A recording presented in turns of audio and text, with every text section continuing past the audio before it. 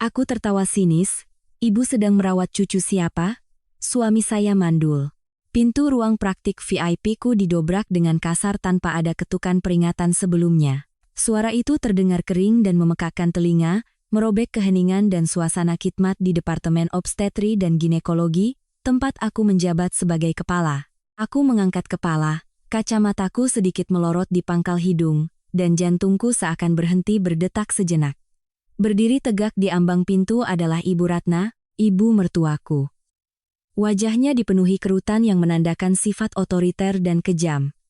Matanya yang tajam seperti silet menatapku lekat-lekat. Di sampingnya, ia memapah dengan penuh kasih sayang layaknya sebuah pusaka berharga, seorang gadis muda cantik yang mengenakan gaun hamil berwarna merah muda pastel. Gadis itu adalah Karina, aku mengenalnya. Meskipun hanya melalui beberapa foto buram yang dikirimkan secara diam-diam oleh seorang rekan kerja yang baik hati, aku bisa langsung mengenalinya. Dia adalah selingkuhan suamiku, Banyu Wirawan. Ibu Ratna tidak memberiku waktu sedetik pun untuk menenangkan diri. Ia melangkah dengan angkuh ke dalam ruangan, menarik Karina dan mendudukkannya dengan kasar di kursi yang berhadapan dengan mejaku. Ia menyilangkan kaki, melipat tangan di dada, dan berbicara dengan suara melengking, sengaja agar asisten perawatku dan orang-orang yang berlalu lalang di luar bisa mendengarnya. Dokter Adinda, hari ini saya membawa menantu kesayangan saya untuk periksa kehamilan. Katanya kamu kepala departemen di sini, dokter paling hebat, jadi saya harus membawanya langsung ke sini agar kamu sendiri yang melakukan USG untuk cucu emas saya. Periksa yang teliti, ya, pastikan dia anak laki-laki yang tampan dan sehat. Setiap kata yang keluar dari mulutnya dilumuri racun, setiap suku kata adalah belati tak kasat mata yang menusuk lurus ke dalam dadaku. Menantu kesayangan, cucu emas. Frasa-frasa itu seperti tamparan keras yang mendarat di kehormatan dan luka yang selama ini kupendam dalam diam selama 5 tahun terakhir. Perawat muda di sampingku pucat pasi, menatapku dengan canggung, tidak tahu harus bereaksi seperti apa. Aku menarik napas dalam-dalam, mencoba menahan gelombang kemarahan dan kesedihan yang menyesakkan tenggorokan. Kuletakkan pulpen di atas meja, melepas kacamata, dan memijat pelipisku yang berdenyut-denyut. 5 tahun menjadi menantu, aku sudah terbiasa dengan kekejaman ini.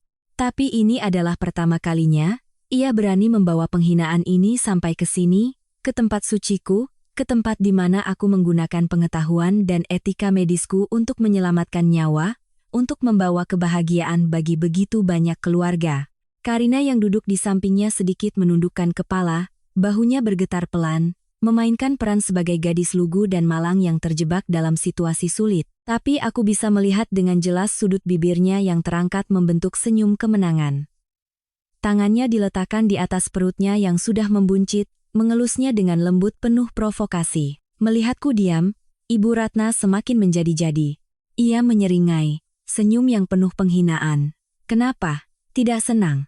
Atau cemburu melihat orang lain hamil sementara dirimu mandul? Sudah kubilang. Perempuan yang hanya tahu menunduk di depan buku, yang badannya selalu bau disinfektan, mana mungkin bisa melahirkan. Benar kata orang, pohon beracun tak akan berbuah. Keluarga kami benar-benar sial telah mendapatkanmu.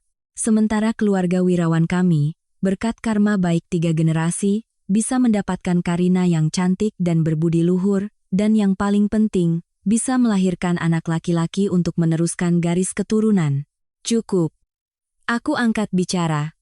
Suaraku tidak keras, tetapi dingin dan cukup tajam untuk memotong rentetan kata-kata berbisanya. Aku berdiri, berjalan ke arah wastafel, dan menyalakan keran. Air dingin membasuh tanganku yang terasa panas. Aku menatap pantulan diriku di cermin. Seorang wanita dengan wajah lelah, setelah jaga malam yang panjang, dengan lingkaran hitam di bawah mata, tetapi matanya memancarkan keteguhan yang belum pernah ada sebelumnya. Aku sudah cukup menderita. Pengorbananku, kesabaranku, semua telah mereka injak-injak tanpa ampun. Jika mereka ingin mengubah tempat ini menjadi panggung sandiwara, maka aku akan memainkan drama terakhir ini bersama mereka. Sebuah drama yang akhir ceritanya pasti tidak akan seperti yang mereka harapkan. Aku berbalik, mengenakan kembali raut wajah profesional seorang dokter. Aku menghampiri Karina, suaraku tanpa emosi sedikit pun. Silakan naik ke ranjang pemeriksaan, angkat bajunya, dan berbaring miring ke kiri. Karina sedikit terkejut dengan ketenanganku, tetapi kemudian ia menurut dengan patuh. Ibu Ratna berdiri di sampingnya, berkacak pinggang, wajahnya seperti seorang juri yang sedang menilai kompetisi. Aku mengenakan sarung tangan medis, mengambil gel secukupnya dan mengoleskannya ke perut Karina. Sensasi dingin dari gel itu membuatnya sedikit menggigil. Aku memegang transducer dan menggerakkannya dengan lembut di atas perutnya. Gambar janin perlahan-lahan muncul dengan jelas di layar monitor. Makhluk kecil yang sedang meringkuk, dengan jantung yang berdetak kencang. Aku fokus pada pekerjaanku, menganalisis setiap parameter. Detak jantung janin, panjang kepala bokong, jumlah cairan ketuban semuanya sempurna. Walaupun aku membenci ibunya, sebagai seorang dokter, aku harus mengakui bahwa ini adalah janin yang sangat sehat. Bagaimana? Anak laki-laki, kan? Tanya Ibu Ratna tidak sabar, mendekatkan wajahnya ke layar. Aku meliriknya, lalu kembali menatap layar, suaraku datar. Detak jantung janin teratur, 150 kali per menit. Semua parameter pertumbuhan normal, sesuai dengan usia kehamilan 16 minggu. Janinnya sangat sehat. Aku sengaja tidak menjawab pertanyaan tentang jenis kelamin. Mendengar itu, Karina menghela napas lega, senyum puas tersungging di bibirnya. Sementara itu, Ibu Ratna tertawa terbahak-bahak, tawanya menggema di seluruh ruang praktik. Bagus, bagus sekali. Cucu emasku memang harus sehat. Kamu lihat itu, Adinda, inilah berkah bagi keluarga wirawan. Lihat baik-baik, pemandangan yang seumur hidupmu tidak akan pernah bisa kamu miliki. Ia kemudian menoleh ke perawatku, berkata dengan angkuh, kamu lihat. Ini menantuku, baru hamil sebentar sudah pasti anak laki-laki. Nanti kalau kamu menikah, ingat, takdir seorang wanita itu adalah untuk melahirkan. Kalau tidak, sepintar apapun kamu hanya akan menjadi barang buangan. Penghinaan itu telah mencapai puncaknya. Aku diam-diam mengambil tisu, membersihkan sisa gel di perut Karina. Aku memberi isyarat agar ia duduk. Semuanya sudah selesai. Sandiwara mereka telah mencapai babak akhir, dan sekarang, giliranku. Aku berjalan perlahan ke arah tempat sampah medis, melepaskan sarung tangan yang kotor dan membuangnya tepat ke dalam. Aku berbalik menghadap kedua wanita yang sedang diliputi kemenangan itu. Aku menatap lurus ke mata Ibu Ratna, tatapan yang dalam dan sedingin es. Ia sedikit terkejut dengan tatapanku, senyum di bibirnya perlahan memudar. Suasana di dalam ruangan tiba-tiba membeku, sesak hingga sulit bernapas.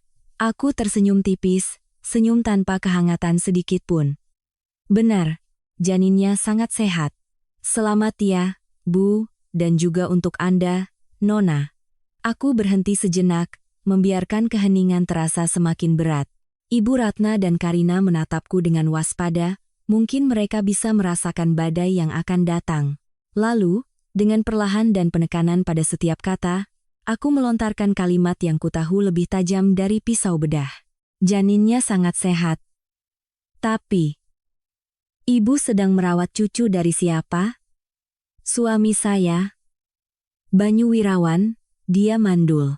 Dia tidak memiliki sperma sejak 5 tahun yang lalu.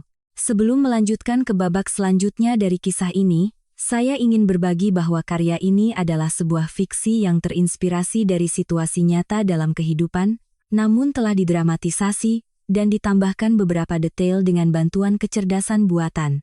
Tujuan dari cerita ini bukan hanya untuk hiburan semata, tetapi juga untuk menyampaikan pesan mendalam tentang pengampunan, pengkhianatan, dan kekuatan seorang wanita ketika didorong ke batas kemampuannya. Setiap karakter, setiap alur, adalah sebuah pelajaran. Semoga para pembaca dapat merenung bersama saya dan menarik nilai-nilai yang berarti bagi diri sendiri. Begitu kalimatku selesai, waktu di dalam ruang praktik kecil ini seolah berhenti. Tawa kemenangan Ibu Ratna membeku di bibirnya, berubah menjadi ekspresi kebingungan dan keterkejutan yang aneh.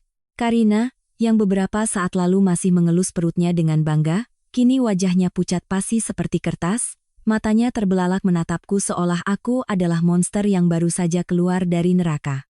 Bahkan perawat muda yang berdiri di sudut ruangan pun tertegun, klip file di tangannya jatuh ke lantai, menciptakan suara klik yang kering dan memecah keheningan yang mematikan.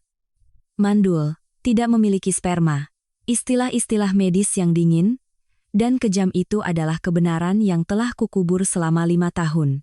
Sebuah rahasia yang telah kulindungi dengan seluruh masa muda dan kehormatanku. Dan sekarang, aku sendiri yang membukanya ke hadapan publik tanpa ampun. Kenangan pahit dari masa lalu tiba-tiba menyerbu, bergulir di benakku seperti film bisu yang penuh obsesi. Aku ingat betul hari ketika aku dan Banyu, suamiku, menerima hasil pemeriksaan kesehatan pranikah. Saat itu, aku adalah seorang dokter residen muda yang penuh semangat, sementara dia adalah seorang pria dinamis dari keluarga kaya dengan masa depan cerah. Kami saling mencintai dengan gila, bersama-sama melukis gambaran masa depan yang berwarna merah jambu. Aku membayangkan sebuah rumah yang penuh dengan tawa anak-anak, tentang anak-anak tampan yang mewarisi fitur terbaik dari kami berdua.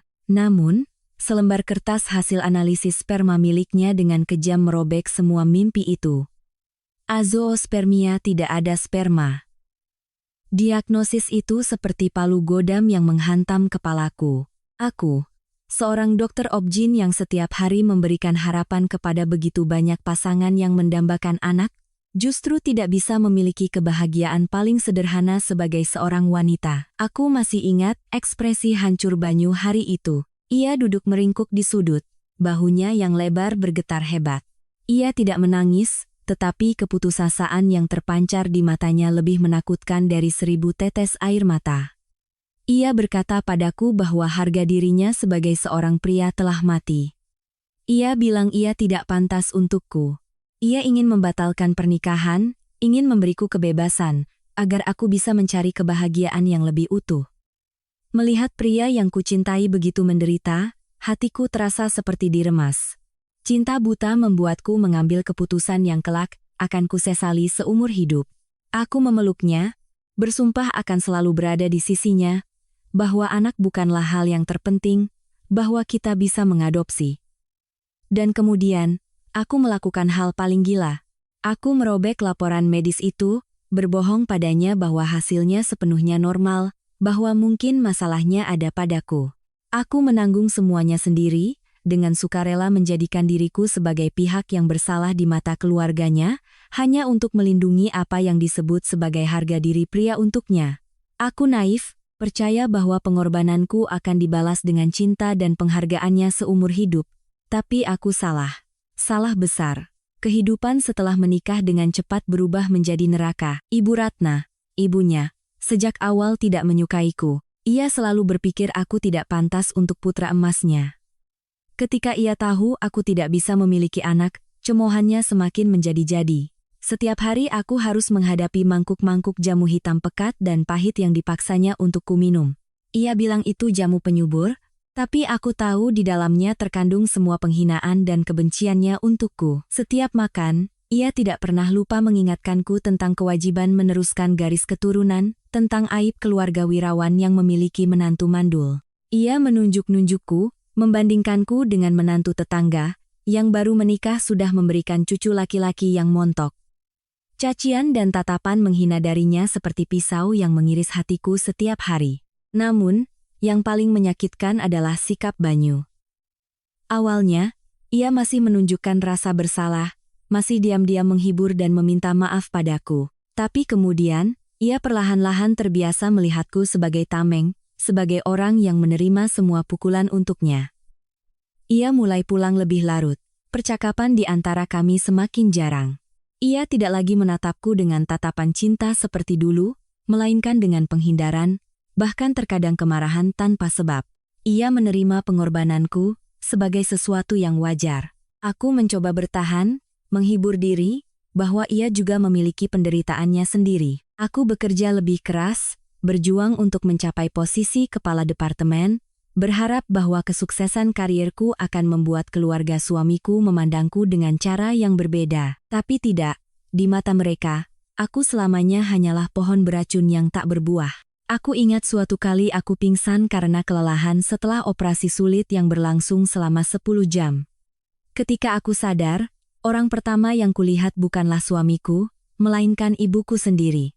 Ibuku menggenggam tanganku erat, air matanya berlinang. Ia berkata bahwa Banyu hanya menelepon sekali, memberitahu singkat lalu menutup telepon dengan alasan ada rapat mendadak, dan ibu mertuaku. Ia bahkan tidak menelepon untuk menanyakan kabarku. Ia malah berkata kepada para tetangga bahwa aku pura-pura sakit untuk menghindari pekerjaan rumah. Saat itulah, retakan besar muncul di hatiku. Aku mulai bertanya pada diri sendiri, apakah pengorbananku benar-benar sepadan? Apakah pria yang kulindungi dengan segalanya ini masih orang yang sama dengan yang kucintai dulu? Dan akhirnya, tetes terakhir pun meluapkan gelas. Itu terjadi ketika aku secara tidak sengaja menemukan pesan-pesan mesra antara dia dan Karina di ponselnya yang tertinggal di rumah. Mereka telah berhubungan selama lebih dari setahun. Diam-diam ia mengambil uang dari tabungan bersama kami untuk membelikannya tas bermerek dan liburan mewah. Ia memanggilnya sayang, berjanji akan memberinya status resmi. Yang lebih menyakitkan, ia menceritakan kepada Karina tentang kemalangannya, bahwa ia harus hidup dengan istri yang mandul, bahwa ia sangat mendambakan seorang anak. Ia telah menjadikanku orang bodoh, orang malang dalam kisah cinta mereka. Malam itu, aku tidak menangis. Air mataku seakan sudah kering. Aku duduk sendirian dalam gelap, menatap kembali salinan laporan medis kemandulan Banyu, yang kusembunyikan di dasar lemari pakaian selama 5 tahun. Kertas tipis itu, yang menguning seiring waktu, adalah bukti kebodohan dan kebutaanku. Aku telah mengorbankan harga diri dan kebahagiaanku untuk melindungi seorang pembohong, seorang pengkhianat. Aku telah mendorong diriku sendiri ke dalam neraka. Saat itu, aku tahu bahwa cintaku untuk Banyu telah mati. Mati dengan cara yang tragis dan menyakitkan. Aku memutuskan untuk bercerai, untuk mengakhiri semuanya. Tapi aku tidak akan pergi dalam diam. Aku akan membuat mereka membayar semua yang telah mereka lakukan padaku. Aku telah menyalin laporan medis itu menjadi beberapa rangkap, menyiapkan surat gugatan cerai. Aku hanya menunggu waktu yang tepat, kesempatan untuk membuka semua kartu, untuk membongkar wajah asli mereka di depan semua orang. Dan hari ini, mereka telah mengantarkan kesempatan itu langsung ke tanganku. Suaraku yang sedingin es memantul di dinding-dinding putih ruang praktik, menciptakan keheningan yang mengerikan, seberat timah. Ibu Ratna adalah orang pertama yang pulih dari keterkejutannya. Wajahnya berubah dari pucat pasi menjadi merah padam, lalu keunguan. Ia terhuyung, satu tangan berpegangan pada tepi ranjang pemeriksaan, tangan yang lain menunjuk lurus ke wajahku, bibirnya gemetar tak mampu berkata-kata. Kamu bohong. Apa yang kamu katakan? Akhirnya ia berhasil berteriak. Suaranya serak seperti binatang yang terluka. Kamu iri, karena kamu cemburu melihat Karina hamil. Kamu mengarang cerita untuk mencelakai anakku, untuk mencelakai cucuku, kan? Dasar wanita jahat. Kamu tidak bisa melahirkan, dan sekarang kamu ingin menyebarkan bencana ke keluarga kami? Ia berteriak, kata-kata tak masuk akal keluar begitu saja seperti mesin rusak. Ia mencoba berpegang pada satu-satunya alasan yang bisa ia pikirkan, bahwa aku sedang memfitnah. Tapi kepanikan di matanya telah mengkhianati segalanya. Seorang ibu, seotoriter apapun dia, pasti mengenal putranya. Mungkin jauh di dalam hatinya ia telah merasakan ada sesuatu yang tidak beres, tetapi ia tidak berani mengakuinya. Karina, saat itu, baru tersadar. Ia langsung menangis tersedu-sedu, air mata berlinang. Satu tangan memeluk perutnya, tangan yang lain memegang lengan Ibu Ratna, terlihat sangat menyedihkan. Ibu, aku takut. Kak Adinda bilang apa Bu? Kenapa dia bisa sekejam itu? Mas Banyu kan sehat sekali. Dia ingin mencelakaiku, ingin mencelakai bayi di perutku, kan, Bu? Aku harus bagaimana sekarang? Ia memainkan drama yang begitu sempurna, mengubah dirinya menjadi korban yang difitnah secara terang-terangan. Beberapa pasien yang penasaran di luar pintu mulai berbisik-bisik, ada yang menunjukkan simpati pada gadis muda yang malang itu. Aku hanya berdiri di sana, melipat tangan di dada, diam-diam mengamati sandiwara kikuk mereka dengan senyum tipis. Aku sudah menduga reaksi ini. Orang-orang yang terbiasa hidup dalam kebohongan tidak akan pernah mudah menerima kebenaran, apalagi kebenaran yang begitu pahit. Kejam? Aku menyeringai, suara masih sedingin es. Nona Karina, saya seorang dokter. Ucapan saya didasarkan pada bukti ilmiah, bukan perasaan. Anda mau saya tunjukkan buktinya? Ucapanku membuat Karina sedikit terkejut. Ia buru-buru menggeleng, air matanya semakin deras. Tidak, saya tidak mau lihat apa-apa. Saya tidak percaya. Mas Banyu tidak mungkin seperti itu. Kakak pembohong.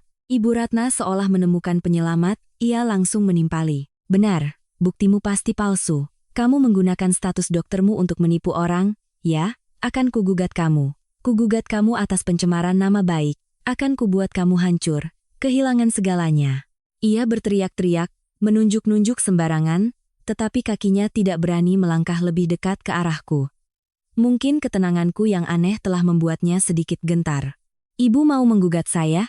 Silakan. Tapi sebelum itu, mungkin ibu sebaiknya bertanya langsung pada putra kesayangan ibu. Saya sudah meneleponnya, kataku sambil melirik jam di dinding.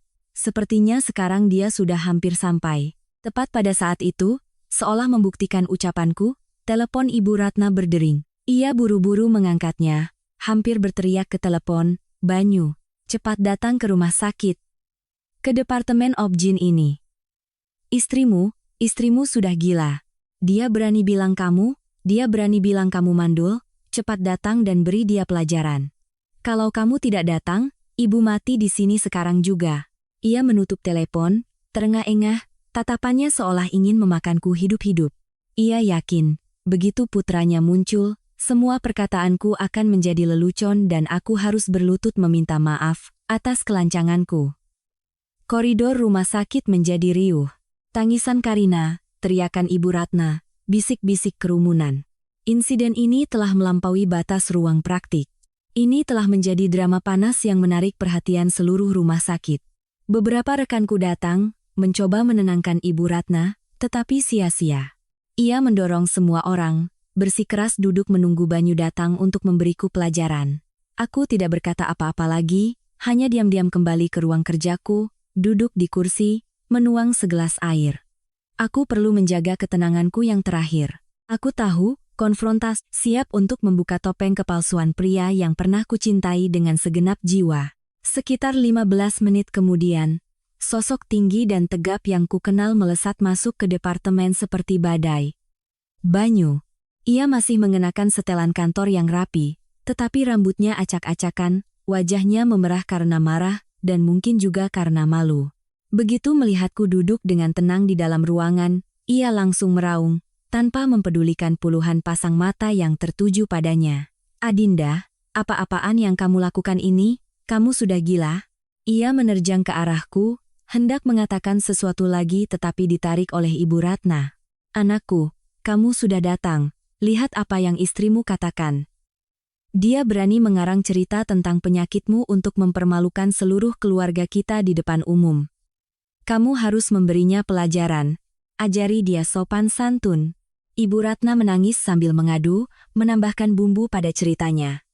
Karina juga buru-buru menghampiri Banyu, memeluk lengannya sambil terisak.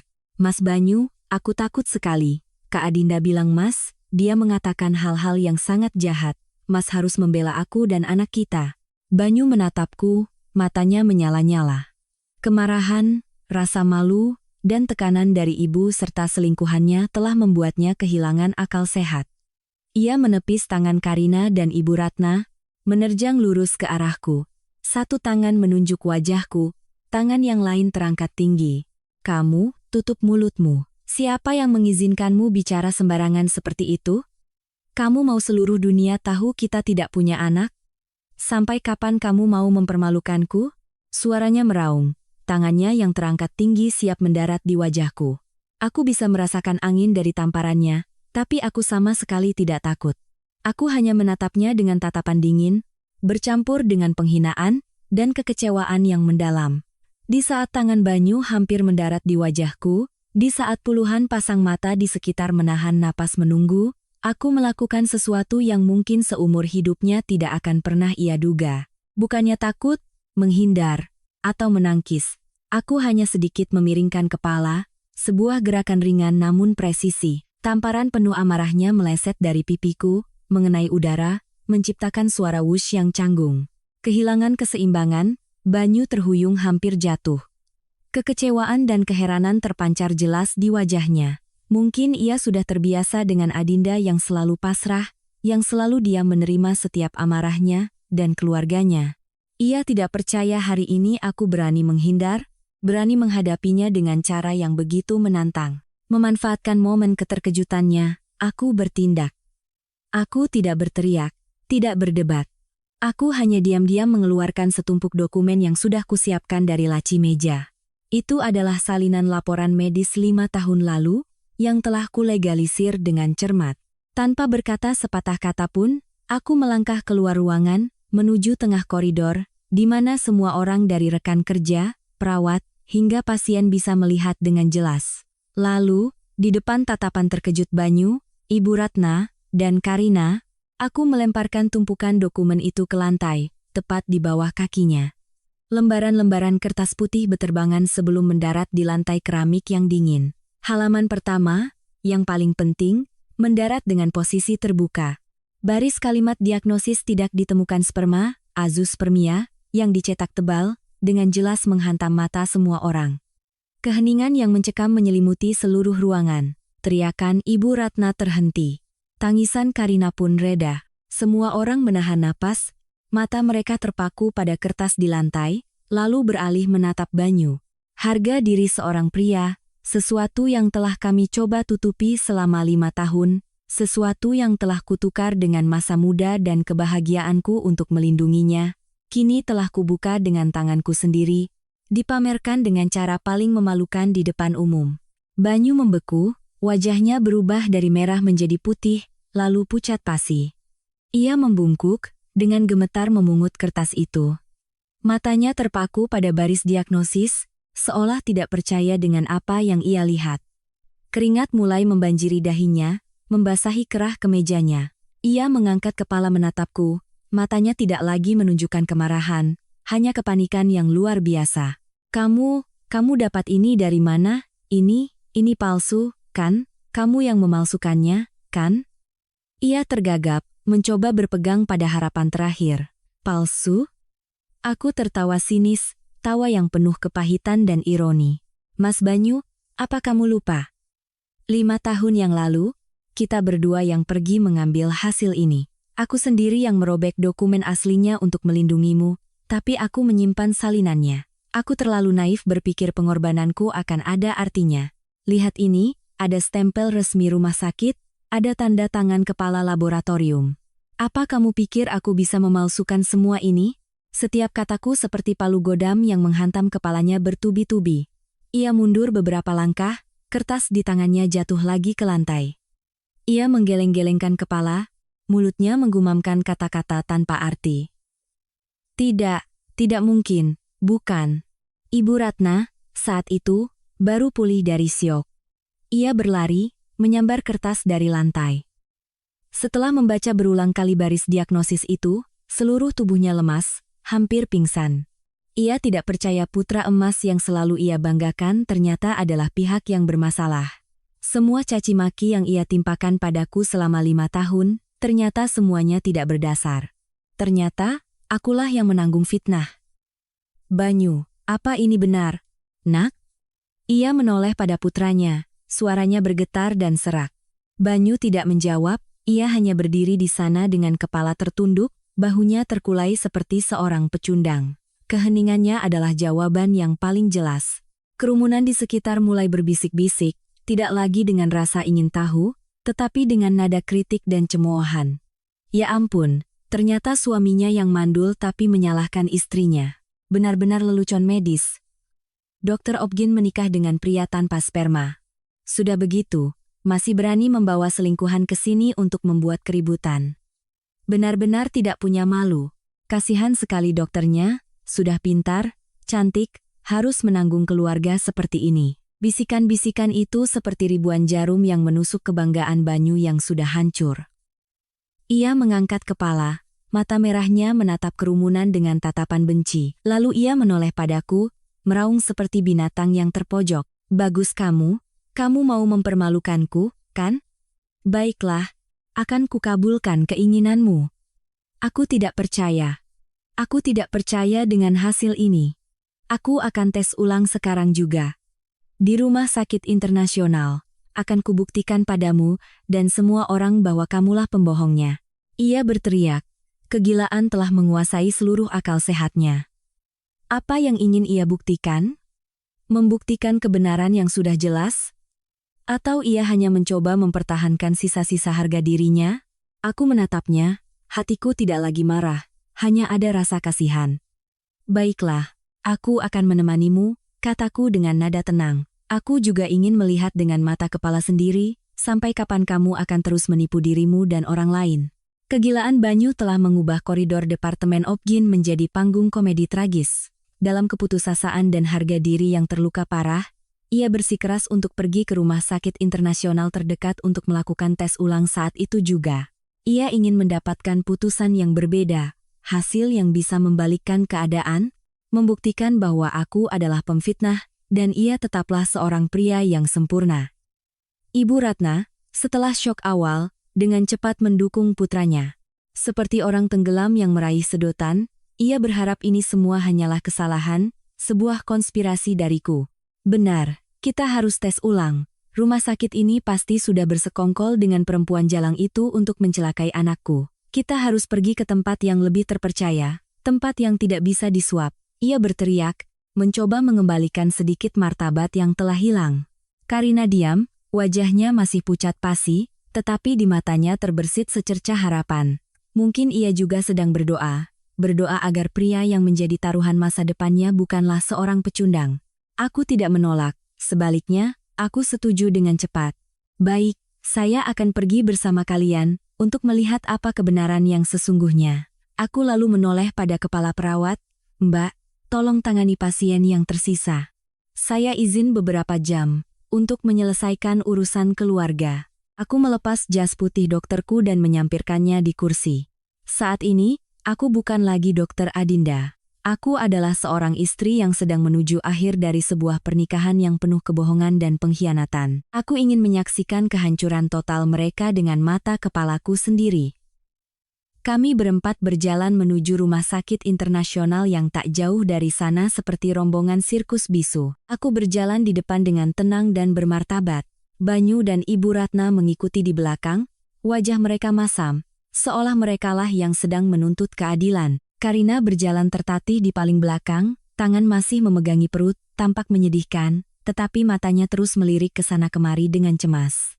Di laboratorium andrologi Rumah Sakit Internasional, Banyu diminta untuk memberikan sampel sperma. Proses ini baginya saat ini tak ubahnya sebuah siksaan. Ia keluar dari ruang pengambilan sampel dengan wajah kelabu, punggung bajunya basah oleh keringat. Kami menunggu hasilnya di deretan kursi di luar.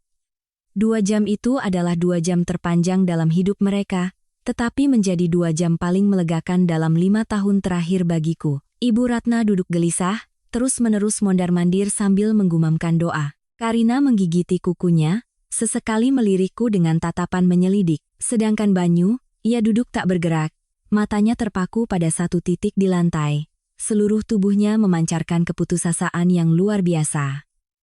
Aku tahu, jauh di dalam hatinya, ia sudah tahu apa hasilnya. Ia hanya mencoba menunda saat di mana kebenaran pahit itu sekali lagi menghantam kepalanya.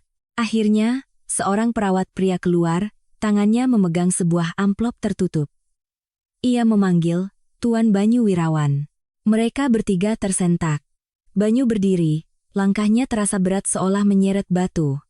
Ia menerima amplop itu dengan gemetar, tangannya tak cukup kuat untuk merobeknya. Ibu Ratna tidak sabar, ia menyambar amplop itu dari tangan putranya, dan merobeknya dengan kasar. Ia menarik keluar lembar hasil, mata tuanya melebar untuk membaca setiap baris tulisan. Aku tidak perlu melihat untuk tahu apa yang tertulis di sana, tetapi aku tetap ingin menikmati momen ini sepenuhnya. Setelah selesai membaca, seluruh tubuh Ibu Ratna membeku, kertas di tangannya jatuh ke lantai. Wajahnya kelabu, tak ada setetes darah pun. Ia terhuyung dan terduduk di kursi, mulutnya ternganga tetapi tak mampu mengeluarkan suara apapun. Karina buru-buru memungut kertas itu. Ia membacanya sekilas, lalu seluruh tubuhnya ikut lemas. Tidak mungkin. Bisiknya, matanya kosong. Banyu membungkuk, mengambil vonis mati untuk dirinya sendiri. Kali ini bukan salinan, bukan kenangan 5 tahun lalu. Ini adalah hasil terbaru, paling akurat, yang dilakukan oleh salah satu laboratorium paling modern, dan hasilnya tetap tidak berubah. Analisis sperma. Nihil. Tidak ditemukan satupun sel sperma. Benar-benar nol. AAA. Arege. Banyu meraung dengan gila, raungan yang merobek keheningan rumah sakit. Ia meremas kertas itu, melemparkannya ke lantai, lalu memegangi kepalanya, dan berjongkok, menyembunyikan wajahnya, di antara kedua lutut. Bahunya bergetar hebat. Kali ini, ia menangis. Tetesan air mata penghinaan, kehancuran, dan penyesalan yang terlambat. Ia telah kalah. Kalah telak. Ia tidak hanya kalah dariku, tetapi juga kalah dari dirinya sendiri. Ia telah menyadari sebuah kebenaran yang lebih menyakitkan daripada fakta bahwa ia mandul. Yaitu, ia telah dengan bodohnya merawat anak orang lain. Ia telah mencintai dan membiayai seorang wanita, dengan bangga memamerkan darah dagingnya, hanya untuk menyadari bahwa ia hanyalah seorang badut dalam sandiwara wanita itu. Ia, demi seorang penipu, demi harga diri yang semu, telah menelantarkan dan mengkhianati istri yang telah mengorbankan segalanya untuknya. Luka ini mungkin lebih besar daripada vonis mandul itu sendiri. Aku berdiri di sana, diam-diam melihatnya hancur. Di hatiku tidak ada sedikit pun rasa puas, hanya ada kekosongan yang aneh. Semua dendam sepertinya telah terbalaskan. Pria ini, seberapapun pantasnya ia disalahkan, kini sedang membayar harga yang terlalu mahal. Tapi aku tidak bisa mengasihaninya, karena luka yang telah ia dan keluarganya torehkan padaku selama 5 tahun terakhir tidak akan pernah bisa terobati. Drama ini sudah waktunya ditutup, tetapi masih ada satu karakter lagi yang perlu diperhitungkan. Aku menoleh ke arah Karina, yang berdiri membeku dengan wajah penuh ketakutan. Nona Karina, aku memulai dengan suara dingin. Sekarang, bisakah Anda memberitahu saya, siapa sebenarnya ayah dari bayi ini? Pertanyaanku seperti sambaran petir yang menghantam Karina, menariknya keluar dari kepanikan. Ia tersentak, menatapku dengan mata penuh ketakutan, lalu melirik Banyu yang sedang hancur dan Ibu Ratna yang linglung. Kemenangan dan keangkuhan yang tadi ia tunjukkan telah lenyap sama sekali, hanya menyisakan kepanikan seorang penipu yang terbongkar. Ia tahu sandiwaranya telah berakhir. Pelampung penyelamat bernama cucu penerus keluarga Wirawan telah tenggelam. Ia tidak punya jalan keluar. Tahu tidak bisa mengelak lagi, Karina memainkan trik lamanya. Air matanya kembali bercucuran, wajah cantiknya menjadi sangat menyedihkan. Saya tidak tahu. Saya benar-benar tidak tahu kenapa bisa jadi begini. Ia tergagap, suaranya gemetar dan terputus-putus. Saya hanya mencintai Mas Banyu. Saya bersumpah. Mungkin karena saya terlalu ingin punya anak darinya, ada satu kali saat saya mabuk, saya tidak bisa mengendalikan diri. Saya minta maaf, saya benar-benar minta maaf. Ia mencoba mengarang cerita konyol tentang satu malam mabuk yang salah, berharap bisa mengurangi kesalahannya, berharap bisa membangkitkan sisa belas kasihan dari Banyu. Tapi saat ini, tidak ada lagi yang percaya pada air mata buayanya. Banyu mengangkat kepala, mata merahnya menatap Karina lekat-lekat. Tatapan itu tidak lagi berisi cinta, hanya ada kebencian dan rasa jijik. Ia telah ditipu dengan cara yang sangat menyakitkan, dijadikan bahan tertawaan seluruh dunia. Diam kamu, raungnya, suaranya serak.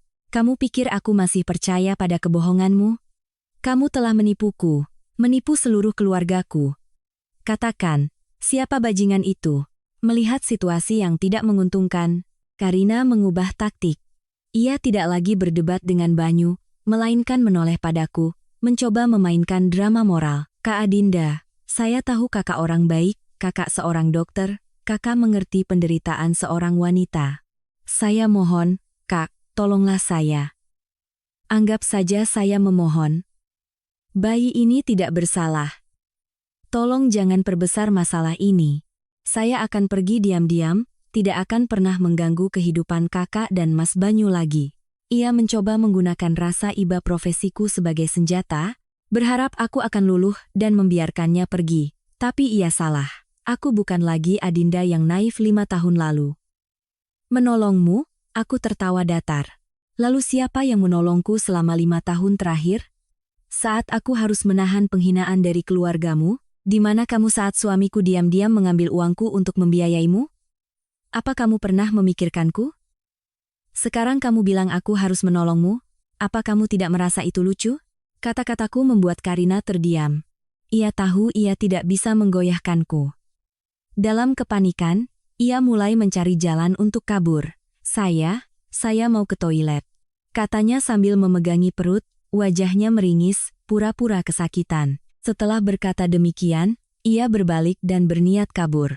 Tapi ia telah meremehkan persiapanku. Sejak melangkah masuk ke rumah sakit ini, aku sudah mengantisipasi semua kemungkinan. Aku telah diam-diam menelepon kepala keamanan, seseorang yang berutang budi padaku, memintanya untuk mengawasi situasi di sini. Baru beberapa langkah Karina berjalan, 2 petugas keamanan bertubuh tegap muncul, menghalangi jalannya. Maaf, Nona. Dokter Adinda berpesan agar kami meminta Anda tetap di sini untuk menyelesaikan pembicaraan.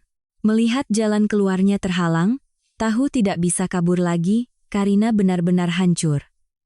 Ia berlutut di lantai yang dingin, memeluk kaki Ibu Ratna, meraung-raung dengan pilu.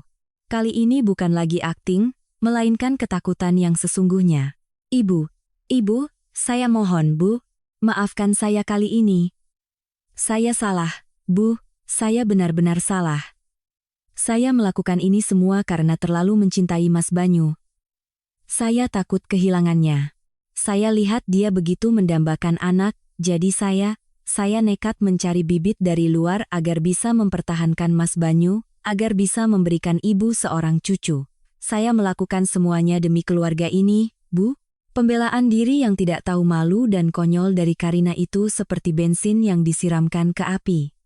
Ibu Ratna, yang tadinya duduk linglung, mendengar kalimat itu seolah tersadar. Cok karena putranya mandul, ditambah dengan rasa malu karena ditipu oleh seorang gadis desa, telah berubah menjadi amarah yang meledak-ledak. Kamu, apa katamu? Kamu mencari bibit? Kamu berani membawa bibit haram untuk menipu keluarga kami, hah? Dasar rubah betina. Ia berteriak, matanya menyala-nyala. Ia lupa akan citranya, lupa akan rasa sakitnya, menerjang Karina seperti seekor singa betina. Ia menjambak rambut Karina, menariknya dengan keras. Ia menggunakan kedua tangannya untuk mencakar dan menampar wajah Karina bertubi-tubi. Pelakor, kubunuh kau perempuan jalang tidak tahu diri. Kamu berani menipu anakku, berani menipu cucu emasku. Mati kau. Perkelahian hebat terjadi di lobi rumah sakit internasional. Karina, yang diserang tiba-tiba, hanya bisa memegangi kepalanya dan berteriak kesakitan. Tolong. Nenek gila ini memukuli orang. Petugas keamanan buru-buru melerai, mencoba memisahkan kedua wanita yang sedang kalap itu. Seluruh lobi rumah sakit menjadi gaduh seperti pasar. Orang-orang penasaran berkerumun, mengeluarkan ponsel untuk merekam video dan mengambil foto. Keluarga Wirawan, keluarga yang selalu bangga dengan status dan kehormatannya, kini telah menjadi bahan tertawaan seluruh dunia. Aku berdiri dari kejauhan, diam-diam menyaksikan semuanya. Aku tidak melerai. Kubiarkan mereka menyelesaikan kekacauan yang mereka ciptakan sendiri. Inilah harga yang harus mereka bayar untuk kebodohan, keserakahan, dan kekejaman mereka. Amarah Ibu Ratna, pukulan-pukulannya, tidak hanya ditujukan untuk Karina, tetapi juga untuk kebutaannya sendiri. Keributan itu akhirnya berhasil diredam oleh petugas keamanan. Ibu Ratna ditarik menjauh, rambutnya acak-acakan, pakaiannya kusut, mulutnya masih tak henti-hentinya mengumpat. Karina terduduk di lantai, wajahnya bengkak, rambutnya kusut masai, menangis tanpa suara. Keduanya tampak sama menyedihkannya. Pemandangan kacau dan memalukan itu telah direkam oleh puluhan ponsel. Dan aku tahu, hanya dalam beberapa jam, video itu akan viral di media sosial. Martabat, sesuatu yang selalu dijunjung tinggi oleh Ibu Ratna dan keluarganya, kini telah ia buang dan injak-injak sendiri tanpa ampun. Setelah ledakan amarah itu, Ibu Ratna tampak kelelahan.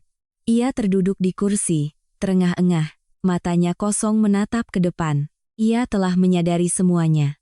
Cucu emas yang ia puja-puja, yang ia anggap sebagai harapan untuk mengangkat pamor keluarga, ternyata hanyalah anak haram, produk dari sebuah penipuan. Putranya, kebanggaannya, ternyata mandul.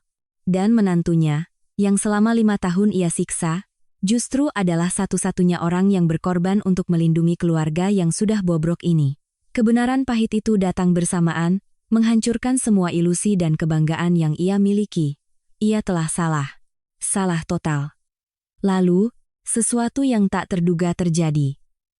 Ibu Ratna, wanita angkuh dan otoriter itu, perlahan berdiri, berjalan terhuyung ke arahku. Ia tidak lagi berteriak atau mengumpat. Sebaliknya, ia menatapku dengan tatapan yang kompleks, campuran antara penyesalan, rasa malu, dan mungkin sedikit permohonan. Ia berhenti di depanku, lalu tiba-tiba, ia berlutut. Tindakannya membuat semua orang, termasuk aku, tertegun. Ia memeluk kakiku, menyembunyikan wajahnya di celana kerjaku, dan menangis terseduh-seduh. Kali ini bukan air mata palsu, melainkan air mata penyesalan yang tulus. Adinda, ibu. Ibu minta maaf, nak, ibu salah. Ibu ini memang brengsek. Ibu sudah memperlakukanmu dengan sangat buruk. Ibu mertua yang tidak berguna. Ibu mohon, maafkan ibu. Tangisnya pecah, diselingi kata-kata maaf yang terputus-putus. Semua salah ibu. Ibu sudah buta, tidak bisa menghargai menantu sebaik dirimu. Ibu mohon, Dinda, jangan ceraikan Banyu. Dia memang bodoh, dia bersalah padamu, tapi dia tidak bisa hidup tanpamu. Kalau kamu menceraikannya, mau jadi apa keluarga ini? Orang-orang akan menertawakan kami. Kasihanilah ibu, kasihanilah Banyu. Selamatkan sisa martabat keluarga ini, nak. Aku berdiri tak bergerak, menatap wanita yang sedang berlutut di kakiku. Air matanya, permintaan maafnya, semuanya sudah terlambat. Martabat sampai detik ini, yang paling ia pedulikan tetaplah martabat, citra keluarganya. Ia tidak meminta maaf karena telah menyakitiku. Ia meminta maaf karena takut kebenaran terungkap, takut akan cemoohan orang lain. Jika hari ini aku tidak membuka semuanya, jika Banyu tidak terbukti mandul, apakah ia akan pernah menyadari kesalahannya? Tentu saja tidak. Ia akan terus menyiksaku, akan mengusirku dari rumah untuk menyambut menantu kesayangan dan cucu emasnya. Penyesalan ini hanyalah bentuk lain dari keegoisan. Hatiku tidak merasakan apa-apa. Tidak ada simpati, tidak ada kepuasan. Hanya ada rasa lelah dan muak yang tak terbatas. Aku membungkuk, melepaskan tangannya dari kakiku dengan lembut namun tegas. Bu, berdirilah. Semuanya sudah terlanjur. Maaf dari saya tidak akan bisa menyembuhkan luka yang sudah terlalu dalam, kataku dengan nada tenang. Lalu aku diam-diam mengeluarkan map lain dari tasku. Itu adalah surat gugatan cerai yang sudah lama kusiapkan, lengkap dengan tanda tanganku. Kutaruh di atas meja, tepat di depan Banyu yang masih terduduk di lantai. Banyu, tanda tangani. Kita akhiri semuanya di sini. Ini yang terbaik untuk kita berdua. Ia mengangkat kepala menatapku, matanya kosong, lalu menatap surat itu. Ia tidak berkata apa-apa, hanya diam-diam mengambil pulpen, dan dengan gemetar membubuhkan tanda tangannya. Saat itu, pernikahan kami yang berumur 5 tahun resmi berakhir. Melihat itu, Ibu Ratna meraung putus asa lalu pingsan. Lobi rumah sakit sekali lagi menjadi kacau. Orang-orang berkerumun membawanya ke unit gawat darurat. Karina, memanfaatkan kekacauan itu, telah kabur entah sejak kapan. Hanya tersisa aku dan Banyu. Ia duduk di sana, di tengah puing-puing kehidupannya, dengan surat cerai di tangan. Aku berbalik dan melangkah pergi, tanpa menoleh sekalipun. Aku tahu ini adalah akhir, tetapi bagiku, ini juga sebuah awal. Awal yang baru untuk kehidupan tanpa air mata dan pengorbanan yang sia-sia. Meninggalkan rumah sakit, aku tidak pulang. Tempat itu bagiku kini hanyalah sebuah cangkang kosong yang penuh dengan kenangan pahit. Aku mengemudikan mobilku langsung ke kantor hukum kakakku, Bayu Anggoro. Bayu 5 tahun lebih tua dariku, seorang pengacara terkenal yang tajam, rasional, dan selalu menyayangiku tanpa syarat. Melihatku dengan mata sembab dan wajah kuyu, ia tidak banyak bertanya, hanya diam-diam membuatkanku secangkir teh hangat. Ia tahu, hanya ketika aku siap, aku akan menceritakan segalanya. Aku duduk, menyesap teh, merasakan kehangatan menyebar ke seluruh tubuh. Aku sudah menahannya terlalu lama. Sekarang, di hadapan satu-satunya kerabat yang bisa kupercaya, semua kekuatanku runtuh. Aku menangis, menceritakan seluruh kisah dari rahasia kemandulan Banyu, pengorbanan bodohku, hingga drama memalukan di rumah sakit dan akhir cerita hari ini. Bayu mendengarkan dalam diam. Alisnya semakin mengernyit, kemarahan terpancar jelas di wajahnya. Ketika aku selesai bercerita, ia memukul meja dengan keras, membuat cangkir teh di atasnya bergetar. Bajingan. Seluruh keluarga itu memang bajingan. Sudah kubilang dari awal, Banyu itu tidak bisa dipercaya. Keluarganya terlalu rumit. Kamu tidak mendengarkanku. Ia menyalahkanku, tetapi nada suaranya penuh dengan rasa sakit. 5 tahun ini, apa saja yang sudah kamu alami? Kenapa kamu tidak memberitahuku lebih awal? Kamu pikir kamu bisa menanggung semuanya sendirian. Maafkan aku, Mas. Isakku. Waktu itu aku terlalu cinta, terlalu buta. Kupikir pengorbananku akan berarti. Berarti? Bayu tertawa getir. Pengorbananmu hanya membuatmu terlihat bodoh dan membuatnya menjadi seorang pengecut, tidak lebih. Tapi sudahlah, yang lalu biarlah berlalu. Sekarang bukan waktunya untuk saling menyalahkan. Yang penting adalah apa yang harus kita lakukan selanjutnya. Ia langsung kembali ke sikapnya sebagai seorang pengacara. Bercerai itu keputusan yang tepat, tapi hanya bercerai saja tidak cukup. Mereka telah menyebabkan kerugian yang sangat besar padamu, baik secara mental maupun materi. Kita tidak bisa membiarkan mereka pergi begitu saja. Aku menatapnya dengan heran. Maksud Mas? Surat cerainya kan sudah ditandatangani. Tanda tangan di atas kertas belum punya kekuatan hukum, harus melalui pengadilan, kamu mengerti? Jelas Bayu. Dan aku tidak akan membiarkanmu pergi dengan tangan kosong. Aku curiga si Banyu itu sudah menggelapkan banyak aset bersama selama ini untuk membiayai perempuan itu. Kita harus menyelidikinya. Dan juga si Karina itu. Aku tidak percaya dia hanya gadis lugu yang salah langkah. Tindakannya terorganisir, punya tujuan yang jelas. Ini sangat mungkin kasus penipuan yang terencana. Mendengar analisis kakakku, aku seolah tersadarkan. Benar juga. Aku terlalu fokus pada rasa sakitku hingga melupakan masalah-masalah praktis. Aku bekerja keras, penghasilanku selalu jauh lebih tinggi dari Banyu. Sebagian besar aset di rumah, dari apartemen mewah, mobil, hingga tabungan, semuanya adalah hasil jerih payahku. Jika aku bercerai begitu saja, bukankah aku terlalu berbaik hati pada pengkhianat itu? Jadi, sekarang apa yang harus kita lakukan? Tanyaku. Sepenuhnya percaya pada rencananya. Pertama, kata Bayu dengan nada tegas. Selidiki perempuan bernama Karina itu sampai tuntas. Aku butuh semua informasi tentangnya. Masa lalu, hubungan, kondisi keuangan. Firasatku mengatakan bayi di perutnya itu bukan sekadar mencari bibit. Sangat mungkin ayah bayi itu adalah orang lain, dan Banyu hanyalah pion dalam permainannya. Aku punya sedikit informasi. Kataku. Banyu pernah bilang kalau Karina bekerja di sebuah perusahaan media besar, keluarganya juga cukup kaya. Semua itu bohong untuk menipumu, cibir Bayu. Serahkan padaku. Aku punya tim detektif swasta yang sangat profesional. Hanya dalam beberapa hari, kita akan mendapatkan semua informasi yang kita butuhkan. Sementara itu, tugasmu sekarang adalah pulang, kumpulkan semua surat-surat rumah, buku tabungan, dan rekening koran. Kita harus mengamankan posisi finansial, jangan beri mereka kesempatan untuk menggelapkan apapun lagi. Mengikuti saran kakakku, aku kembali ke rumah yang pernah kuanggap sebagai surga kecilku. Banyu tidak ada di sana.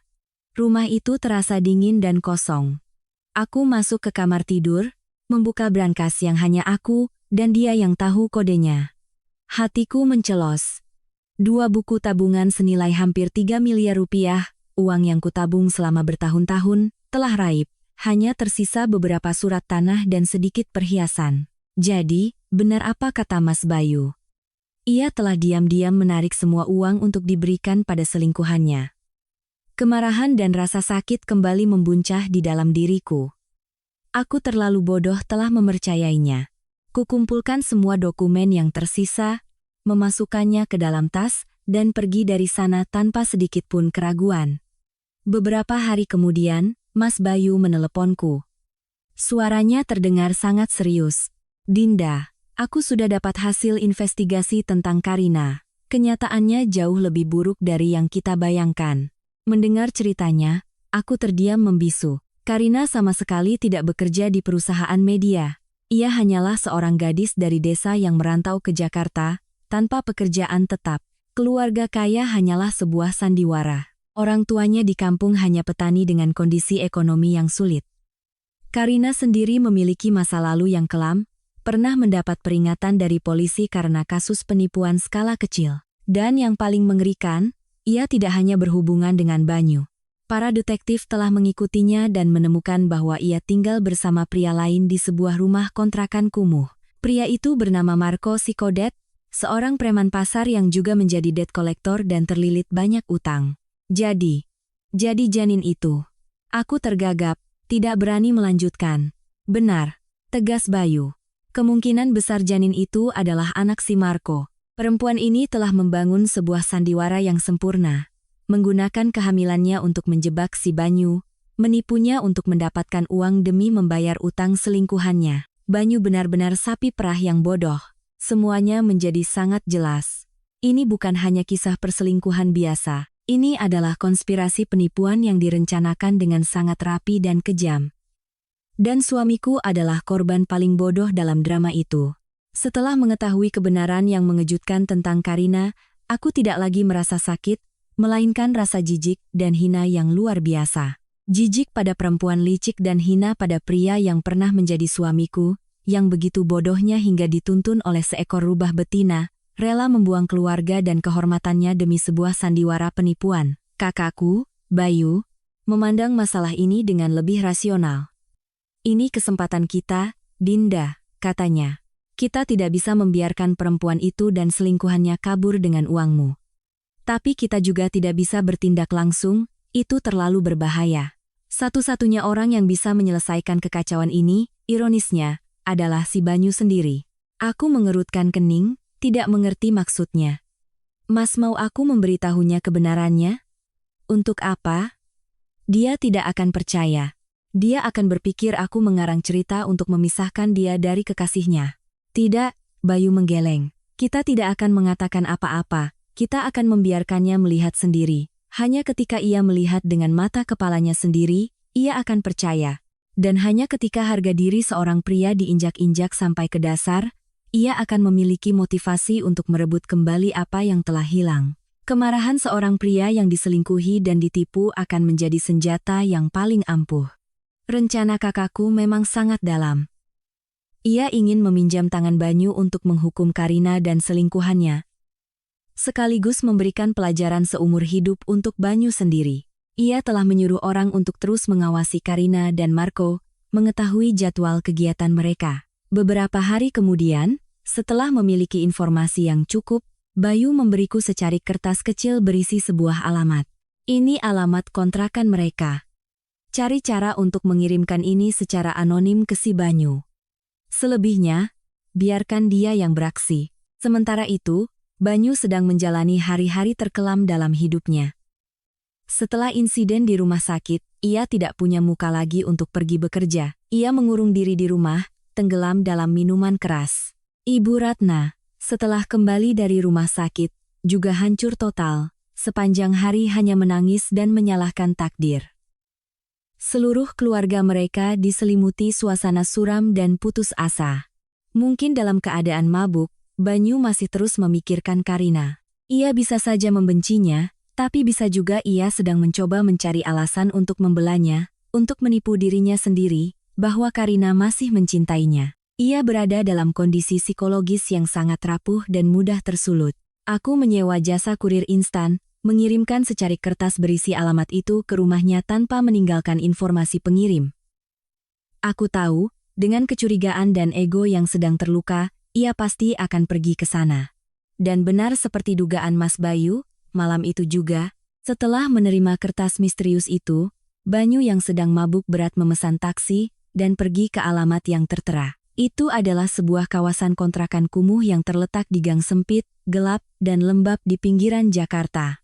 Sebuah tempat yang sangat kontras dengan apartemen mewah yang pernah ia impikan untuk dibangun bersama Karina. Ia berjalan terhuyung-huyung mencari nomor kamar. Seluruh area itu berbau busuk dari sampah dan selokan. Suara umpatan, pertengkaran, dan tangisan anak-anak terdengar dari mana-mana.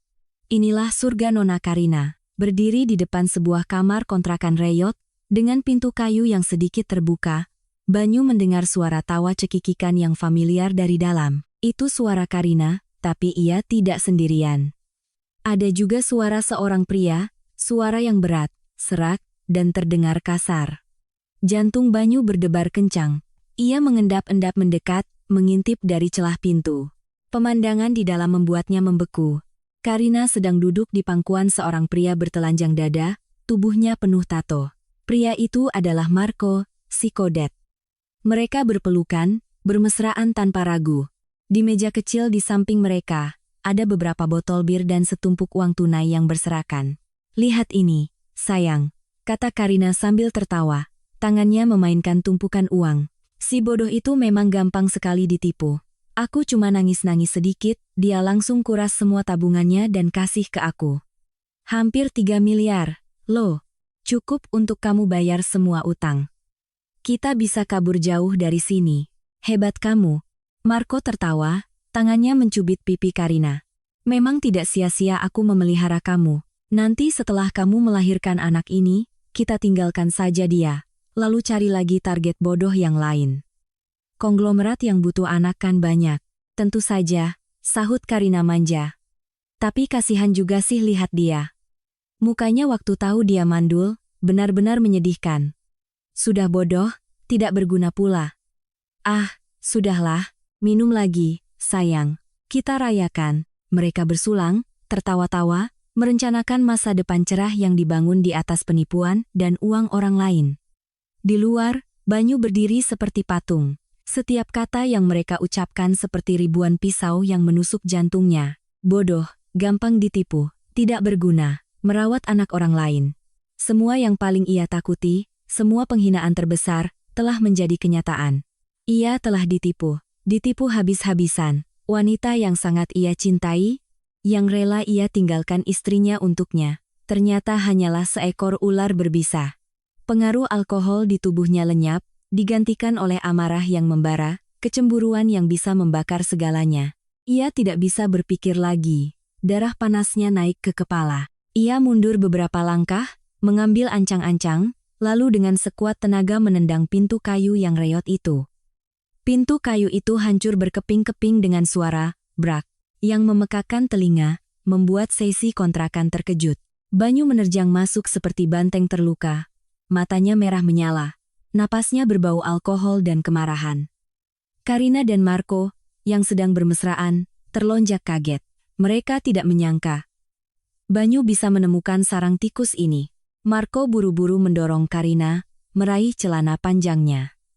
Karina menjerit histeris, menutupi tubuhnya dengan selimut.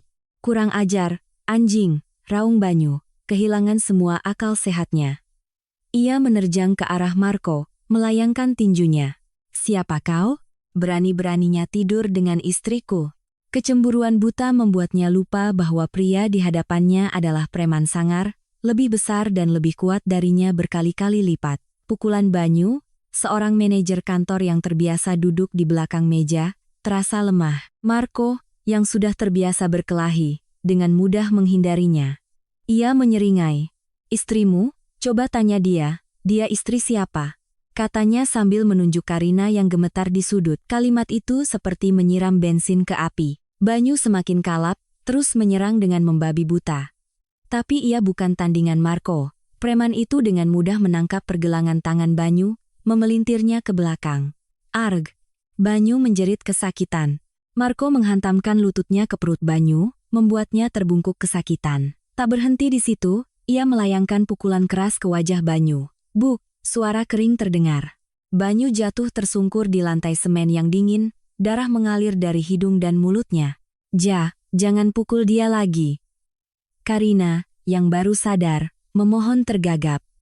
"Diam kau, bentak Marco. Ini urusan laki-laki, jangan ikut campur. Atau kau masih kasihan padanya? Ia menghampiri Banyu, menendang rusuknya dengan brutal. Siapa kau beraninya datang ke sini bikin ribut? Tahu siapa aku? Anak manja sepertimu, kuhajar kau biar kapok ikut campur urusan orang. Ia terus memukuli dan menendangi Banyu yang sudah tak berdaya. Setiap pukulan mendarat di bagian vital. Banyu hanya bisa memegangi kepalanya, mengerang kesakitan. Ia benar-benar kehilangan tenaga dan harga dirinya. Ia dihajar habis-habisan di depan wanita yang pernah ia cintai, oleh saingannya sendiri. Penghinaan ini lebih menyakitkan dari 1000 pukulan. Karina, yang menyaksikan adegan mengerikan itu, pucat pasi. Ia tidak berani melerai lagi. Ia tahu, jika ia bicara, ia akan menjadi sasaran berikutnya. Ketakutan menguasai dirinya. Di kepalanya hanya ada satu pikiran, kabur. Memanfaatkan momen saat Marco sedang kalap melampiaskan amarah pada Banyu, Karina buru-buru menyambar tumpukan uang di meja, memasukkannya ke dalam tas. Ia juga mengambil beberapa potong pakaian lalu mengendap-endap keluar.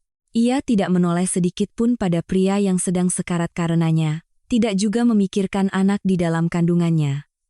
Baginya, uang dan keselamatan diri adalah yang utama. Ketika Marco sudah lelah, ia berhenti. Ia meludah ke tubuh Banyu dengan jijik. Hari ini kau beruntung. Pergi dari sini sebelum aku berubah pikiran. Lain kali kau kesini, ku buat kau cacat. Ia berbalik mencari Karina, tetapi kamar itu sudah kosong, tumpukan uang di meja juga sudah lenyap. Sialan, berani-beraninya kau menipuku juga. Raungnya marah, lalu bergegas keluar mengejar Karina, meninggalkan Banyu yang terkapar di tengah lumpur pengkhianatan dan penderitaan. Banyu terbaring di sana, seluruh tubuhnya memar dan sakit. Ia mendengar tulang rusuknya berbunyi krak setelah tendangan Marco. Ia patah tulang. Darah dari mulut dan hidungnya terus mengalir, bercampur dengan air hujan dan lumpur kotor. Ia telah kehilangan segalanya. Istri, anak, walaupun anak orang lain, uang, kehormatan, dan sekarang kesehatan. Ia mencoba bangkit, tetapi rasa sakit yang menusuk dari dadanya membuatnya kembali tersungkur. Ia menangis. Air mata panas mengalir di wajahnya yang babak belur, bercampur dengan darah dan lumpur. Ia menangisi kebodohannya, menangisi hidupnya yang tragis. Ia pernah memiliki segalanya. Istri yang cantik, cerdas, dan sangat mencintainya. Pekerjaan yang mapan, keluarga yang terpandang. Tapi ia telah menghancurkan semuanya sendiri, demi ego semu dan nafsu sesaat. Ia telah menelantarkan orang yang paling berharga untuk mengejar ilusi, seekor ular berbisa berkedok malaikat. Dan sekarang, ia harus membayar harga yang terlalu mahal, harga dari sebuah pengkhianatan. Aku dan kakakku sama sekali tidak tahu tentang pemukulan berdarah itu. Kami hanya tahu bahwa rencana meminjam pisau untuk membunuh telah berhasil separuh. Karina dan selingkuhannya telah terbongkar, dan Banyu telah melihatnya sendiri. Tapi kami tidak menyangka kejadiannya akan sebegitu brutal dan tragis. Keesokan paginya, aku menerima telepon dari nomor tak dikenal. Di seberang sana, terdengar suara lemah seorang pria. Dinda, ini aku, tolong aku. Itu Banyu. Ia menggunakan sisa tenaganya untuk meneleponku. Satu-satunya orang yang bisa ia pikirkan saat itu. Aku tidak datang menyelamatkan Banyu. Setelah panggilan telepon yang lemah itu, aku dengan dingin menutup telepon dan mengiriminya satu pesan singkat, nomor ambulans 115. Urus dirimu sendiri. Mungkin ada yang akan bilang aku kejam. Tapi aku tidak bisa melupakan apa yang telah ia dan keluarganya lakukan padaku. Kebaikan hatiku telah diinjak-injak terlalu sering, dan aku tidak akan membiarkan diriku luluh lagi. Ia harus bertanggung jawab atas pilihannya sendiri. Beberapa hari kemudian, aku mendengar kabar Banyu ditemukan oleh warga sekitar, dan dilarikan ke rumah sakit dalam kondisi kritis. Ia menderita patah 2 tulang rusuk, cedera limpa, dan gegar otak. Ia harus dirawat di rumah sakit selama lebih dari sebulan. Selama itu, tidak ada Karina, tidak ada kerabat lain di sampingnya selain ibunya yang sudah tua dan hancur. Semua biaya rumah sakit yang mahal harus ditanggung Ibu Ratna dengan berutang ke sana kemari. Keluarga mereka benar-benar jatuh miskin. Setelah Banyu keluar dari rumah sakit, hari sidang perceraian kami pun tiba. Aku melangkah masuk ke ruang sidang dengan mental yang sama sekali berbeda. Tidak ada lagi rasa takut, tidak ada lagi penderitaan. Aku datang tidak hanya untuk mengakhiri sebuah pernikahan, tetapi untuk menuntut keadilan bagi diriku sendiri. Banyu juga hadir, tampak kuyu dan menyedihkan.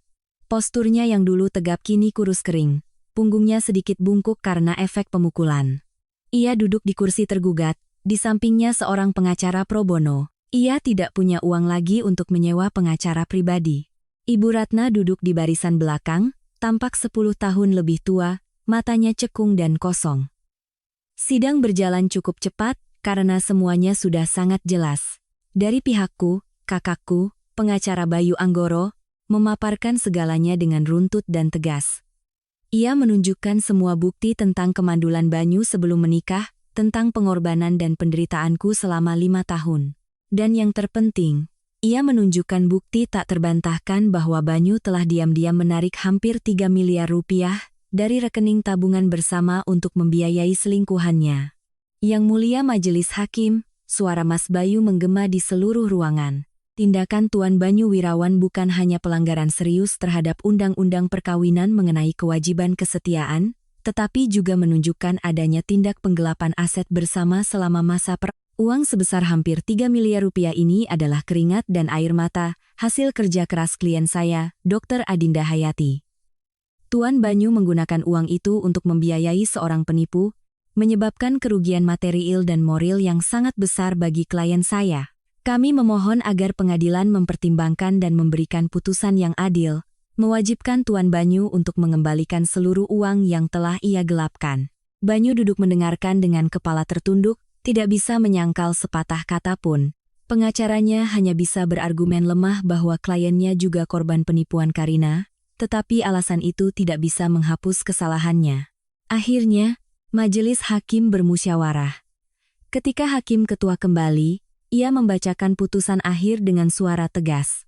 Setelah mempertimbangkan seluruh berkas perkara dan bukti yang diajukan di persidangan, Majelis Hakim memutuskan, mengabulkan gugatan cerai dari penggugat, Saudari Adinda Hayati. Hubungan perkawinan antara Saudari Adinda dan Saudara Banyu Wirawan secara resmi berakhir. Mengenai harta gonogini, mengingat Saudara Banyu Wirawan telah melakukan tindakan penggelapan aset bersama untuk kepentingan pribadi dan merugikan Saudari Adinda, pengadilan memutuskan, Saudari Adinda Hayati berhak atas kepemilikan penuh unit apartemen dan mobil. Mengenai uang tabungan yang telah ditarik, mewajibkan Saudara Banyu Wirawan untuk mengembalikan kepada Saudari Adinda sejumlah 2 miliar rupiah, sebagai bagian aset yang sepadan dengan kontribusi Saudari Adinda. Palu Hakim diketuk, menandai akhir dari segalanya. Aku menang. Keadilan berpihak padaku. Aku tidak hanya mendapatkan kembali kebebasanku, tetapi juga melindungi hasil jerih payahku. Aku menoleh pada kakakku dan tersenyum.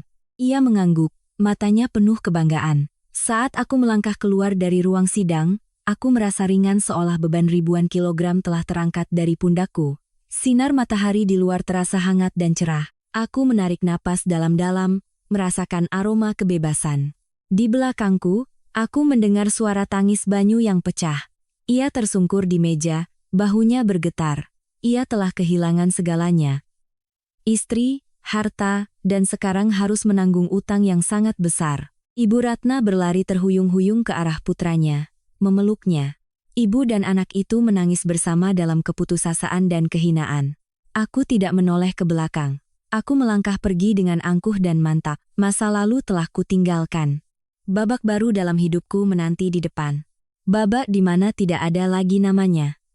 Putusan pengadilan adalah palu godam terakhir yang meruntuhkan dunia keluarga Wirawan yang sudah hancur. Apartemen mewah yang dulu dibanggakan Ibu Ratna, kini bukan lagi milik mereka. Mobil yang biasa dipakai Banyu untuk membawa selingkuhannya, juga telah kembali ke pemilik aslinya.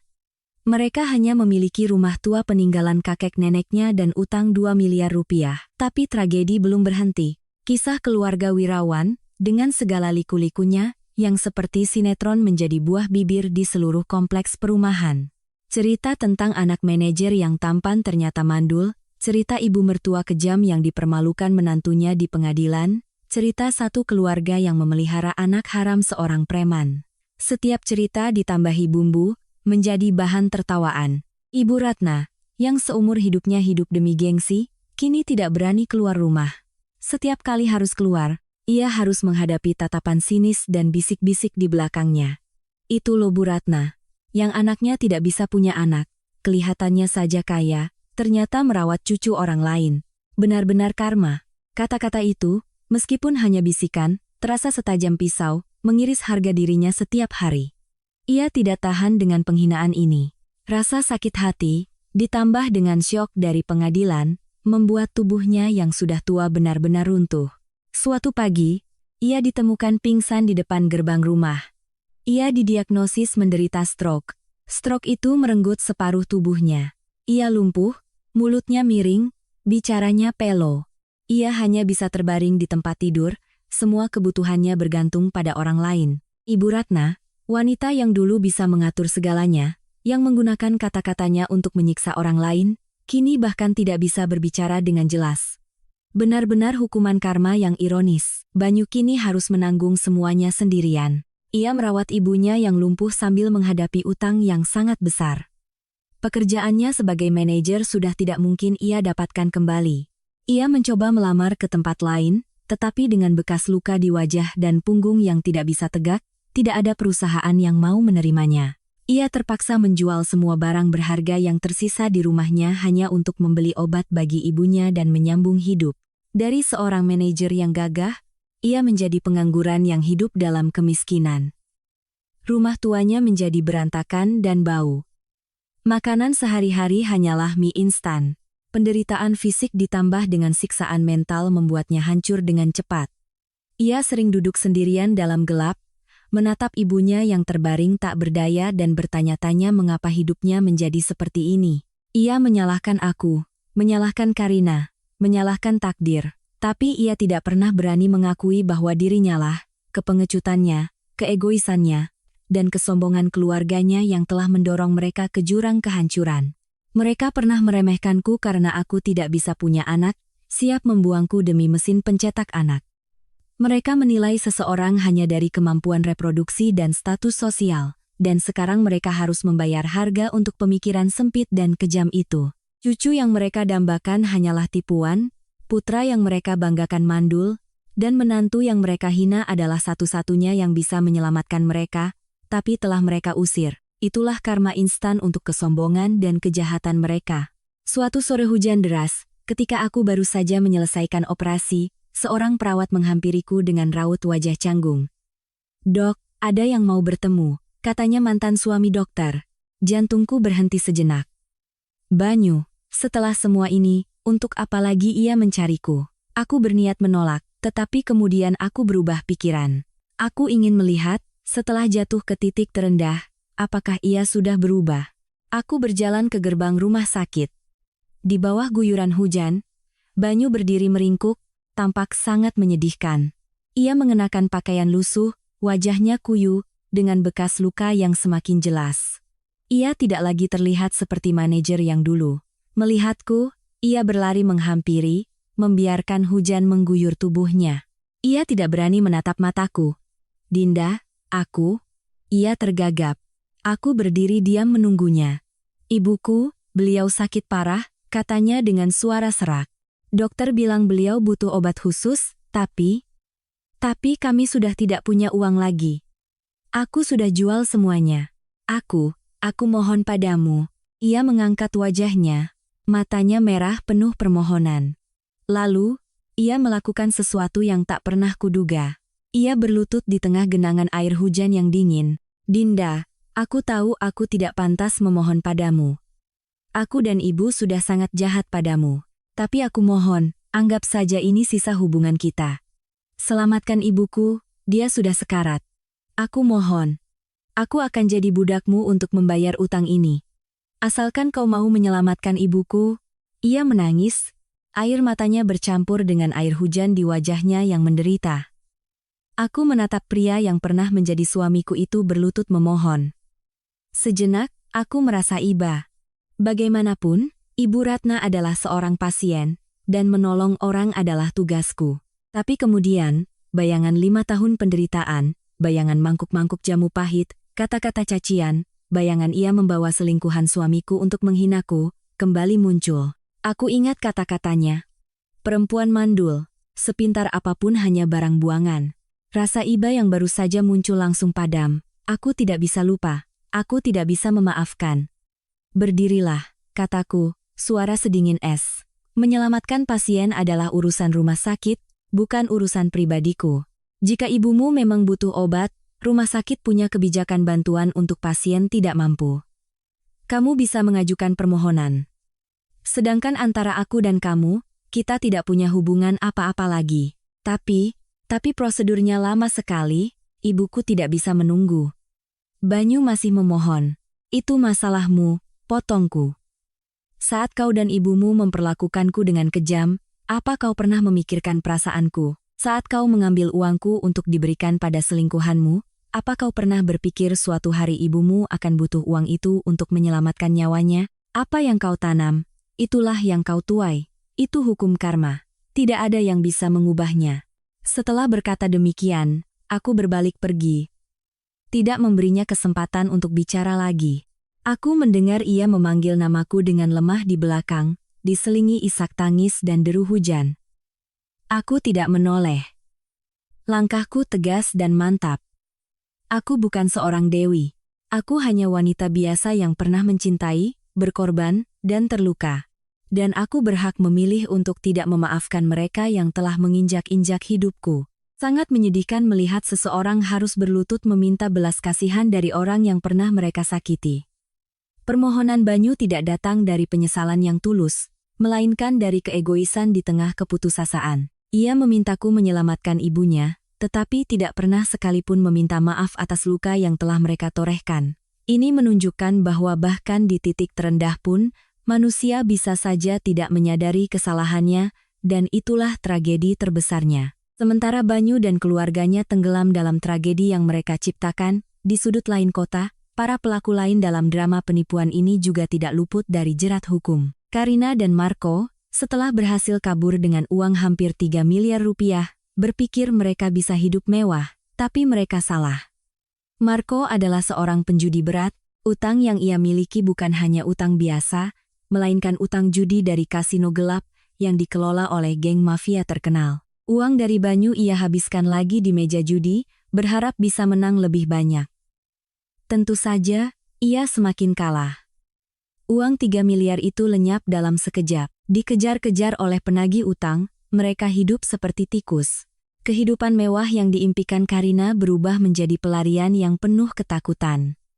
Janin di perutnya semakin besar, membuatnya semakin sulit bergerak. Marco, setelah kehabisan uang, kembali ke sifat aslinya yang kasar. Ia melampiaskan semua kekesalannya pada Karina. Pukulan dan cacian menjadi makanan sehari-hari. Akhirnya, dalam sebuah pengejaran, mereka ditangkap oleh polisi, bukan hanya karena utang, tetapi juga karena laporan penipuan yang diam-diam telah diajukan oleh kakakku. Dengan bukti yang kuat, mereka tidak bisa mengelak. Karina, dengan dakwaan penipuan berencana, dijatuhi hukuman 7 tahun penjara. Marco mendapatkan hukuman yang lebih berat, 10 tahun penjara, ditambah dengan dakwaan lain. Hari persidangan, Karina tampak kuyu. Perutnya yang buncit tidak bisa menutupi kehancuran di wajahnya. Ia harus membayar mahal untuk keserakahannya. Bayi yang pernah ia jadikan alat penipuan, kini akan lahir di balik jeruji besi. Adapun Banyu, setelah aku menolak membantunya, ia benar-benar hancur. Tanpa uang, Ibu Ratna tidak mendapatkan perawatan yang layak, dan meninggal beberapa bulan kemudian dalam kesendirian. Banyu harus mengurus pemakaman ibunya sendirian. Rumah tuanya juga disita oleh bank sebagai bagian dari pembayaran utangnya padaku. Ia menjadi tunawisma. Untuk bertahan hidup dan membayar utang, ia harus melakukan pekerjaan kasar. Orang-orang sering melihat seorang pria dengan postur bungkuk dan wajah penuh bekas luka, diam-diam mengangkut semen dan batu bata di lokasi konstruksi. Itulah Banyu. Dari seorang manajer, ia menjadi seorang kuli bangunan. Setiap tetes keringat dan rasa sakit di tubuhnya adalah pengingat akan kesalahan yang tak bisa diperbaiki. Hidupnya kini hanyalah pengulangan kerja keras dan penyesalan. Itulah hukuman seumur hidup dari nuraninya. Karma telah datang pada semua yang berbuat salah. Setiap orang menerima akhir yang setimpal dengan apa yang mereka tanam. Langit mungkin tidak selalu tampak adil, tetapi jaringnya tak akan pernah membiarkan yang bersalah lolos. Epilog. Setelah badai berlalu, langitku kembali cerah. Aku telah menutup masa lalu kelam itu dengan tegas. Aku tidak lagi peduli dengan kehidupan orang-orang itu.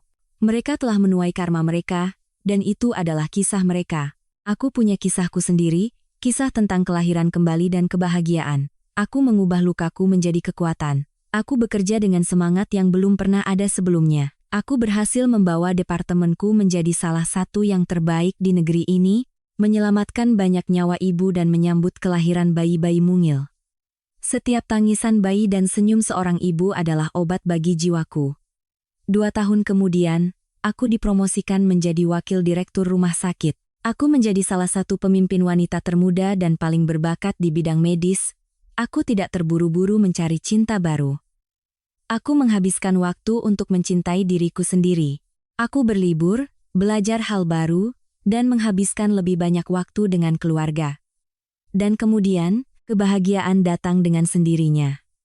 Dalam sebuah seminar medis internasional, aku bertemu kembali dengan Gilang, teman lamaku semasa kuliah. Ia seorang dokter anak yang hebat, dewasa, dan baik hati. Ia tahu ceritaku, bukan dari gosip, tetapi dari teman-teman kami. Ia tidak menghakimi, hanya menunjukkan simpati dan kekaguman. Kami mulai sering berbicara. Di sisinya, aku merasakan kedamaian.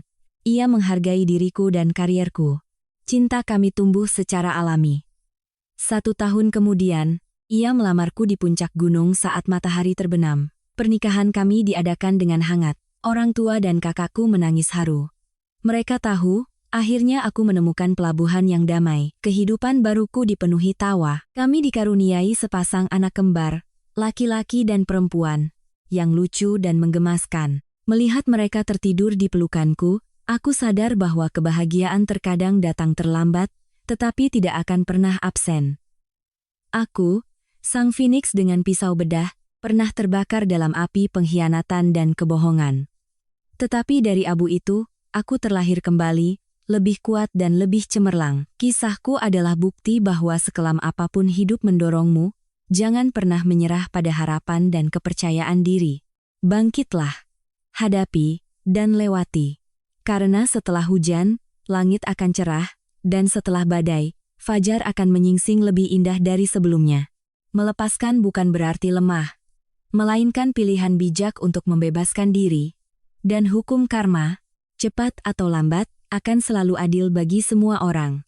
Refleksi akhir. Para pembaca yang budiman, demikianlah perjalanan penuh liku dari Dr. Adinda telah berakhir. Sebuah akhir yang mungkin membawa kita pada berbagai macam emosi, dari kemarahan, ketegangan, hingga akhirnya kelegaan saat keadilan ditegakkan. Yang tersisa bagi kita bukan hanya kepuasan akan akhir yang bahagia, tetapi juga perenungan mendalam tentang kehidupan dan nilai-nilai yang membentuk kebahagiaan dan karakter manusia. Kisah Adinda adalah lagu kepahlawanan tentang kekuatan kebenaran dan harga diri. Kebohongan, secanggih apapun ditutupi, pada akhirnya akan terungkap. Pelajaran pertama dan terdalam adalah, hiduplah dengan jujur pada diri sendiri dan orang lain. Sebuah kebenaran yang menyakitkan jauh lebih baik daripada sejuta kebohongan yang manis. Kisah ini juga menjadi peringatan keras tentang pengorbanan buta dalam cinta. Adinda pernah mencintai hingga rela mengorbankan harga dirinya. Pengorbanan seperti itu, meskipun terdengar mulia, sesungguhnya adalah sebuah kesalahan. Cinta sejati dibangun di atas rasa saling menghormati dan kesetaraan. Pengorbanan sepihak tidak akan pernah membawa kebahagiaan.